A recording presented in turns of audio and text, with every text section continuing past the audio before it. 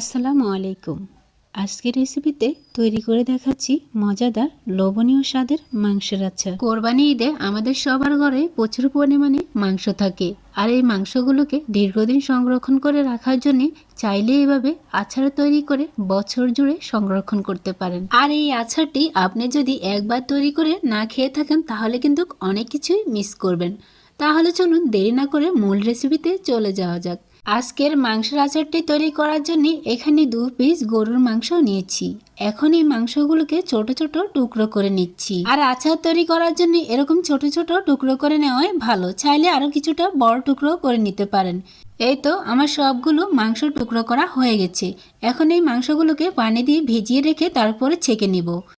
এখন এই মাংসগুলোকে নিয়ে নিচ্ছি একটি বাটিতে নিয়ে মাংসগুলোকে খুব সুন্দরভাবে ধুয়ে পরিষ্কার করে নিব। আর এই তো মাংসগুলোকে খুব সুন্দরভাবে ধুয়ে নিয়েছি।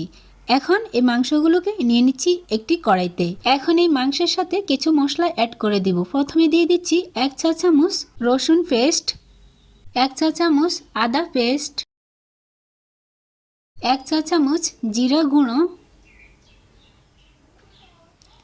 হাফ চা চামচ কালো গোলমরিচের গুঁড়ো, 1 চা চামচ ধনিয়া গুঁড়ো, হাফ চা চামচ হলুদ গুঁড়ো, হাফ চা চামচ মরিচ গুঁড়ো, স্বাদ মতো লবণ, 3 টেবিল চামচ সয়াবিন তেল। এখন এই সব কিছুকে একসাথে খুব ভালোভাবে একটা স্প্যাচুলার সাহায্যে মিক্স করে নিচ্ছি। মাংসের সাথে মশলাগুলোকে খুব ভালোভাবে মিক্স করে নেওয়ার পরে এটাকে 5 মিনিটের জন্য রেখে দিচ্ছি। 5 মিনিট পরে ম্যারিনেট করা মাংসটাকে আমরা চুলোয় বসিয়ে দিলাম। এখন আবার এটাকে নেড়ে ছেড়ে মিশিয়ে নিচ্ছি। এখন এই মাংসের সাথে দিয়ে দিচ্ছি 1 কাপ পানি। এই 1 কাপ পানি দিয়ে আমরা পুরো মাংসটাকে সেদ্ধ করে নেব। আবার একটু নেড়ে ছেড়ে দিচ্ছি। এটাকে কিছুক্ষণ নেড়ে ছেড়ে দেওয়ার পরে এখন একটা ঢাকনা দিয়ে ঢেকে এটাকে রেখে দিচ্ছি মাংসটা থেকে পানি শুকিয়ে যাওয়া পর্যন্ত। 10 মিনিট পরে ফিরে আসলাম।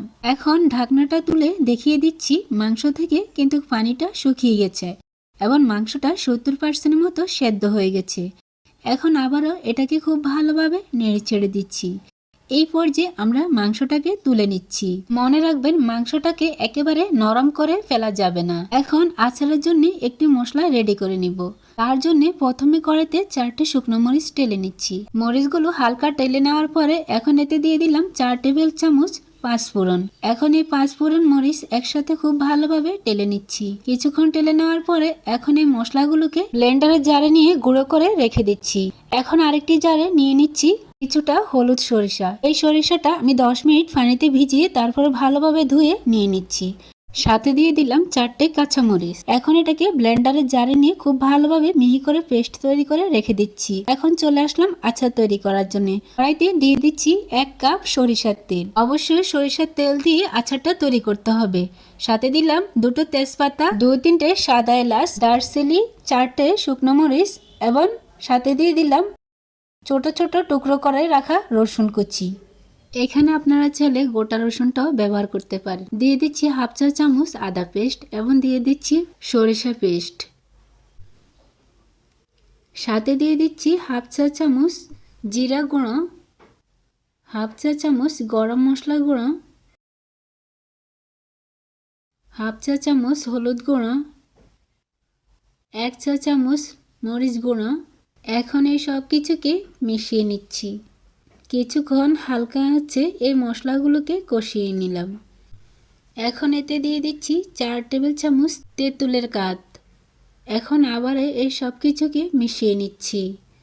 এই পর্যায়ে এতে সুন্দর একটি কালার চলে আসছে এবং মশলাগুলোকে খুব সুন্দরভাবে কষানো হয়ে গেছে।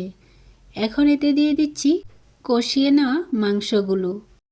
এখন এই মশলার সাথে মাংসগুলোকে খুব সুন্দরভাবে নেড়েচেড়ে মিশিয়ে নিচ্ছি। আর এই তেলের মাধ্যমে আমরা আচারটাকে রান্না করে নিব, এতে কোনো পানি ইউজ করব না। এখন এতে দিয়ে দিচ্ছি 3 টেবিল চামচ ভিনেগারটা দিলে পানির কাজটা হয়ে যাবে। এখন আবারও এটাকে নেড়ে চেড়ে মিক্স করে নিচ্ছি। হালকা মিডিয়াম আঁচে রেখে এই আচারটাকে রান্না করে নিতে হবে। কিছুক্ষণ রান্না করে নেওয়ার পরে এখন এতে দিয়ে দিচ্ছি আচারের জন্য যে মশলাটা আমরা রেডি করে রেখেছিলাম সেটা। এখানে আমি পুরোটাই দিয়ে দিচ্ছি।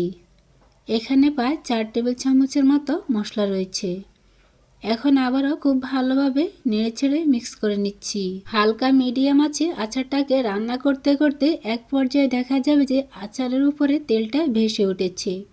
তখন বুঝতে পারবেন যে আচারটা খুব সুন্দরভাবে রেডি হয়ে গেছে। এই পর্যায়ে আপনাদের একটি কথা বলতে চাই, এখানে চাইলে আপনারা 2 টেবিল চামচ চিনিও ব্যবহার করতে পারেন। আমি এখানে চিনি ব্যবহার করলাম না। আর দেখতেই পাচ্ছেন আচারটা কিন্তু সুন্দরভাবে রান্না হয়ে গেছে। এখন চুলো থেকে নামিয়ে এটাকে সার্ভ করে নিচ্ছি। এটা কতটা সুন্দর কালার এসেছে তা দেখেই বুঝতে পেরেছেন।